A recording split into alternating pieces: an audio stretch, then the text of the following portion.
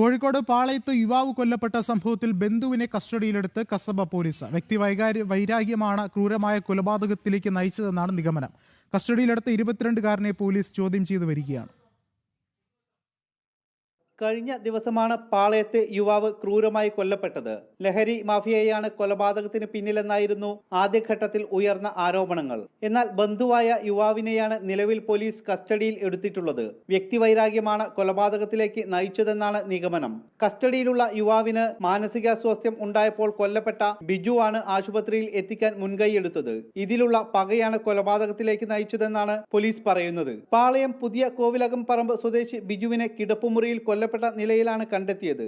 കൊല്ലപ്പെട്ട ബിജുവിന്റെ മൊബൈൽ ഫോണും സ്കൂട്ടറിന്റെ താക്കോലും നഷ്ടപ്പെട്ടിരുന്നു.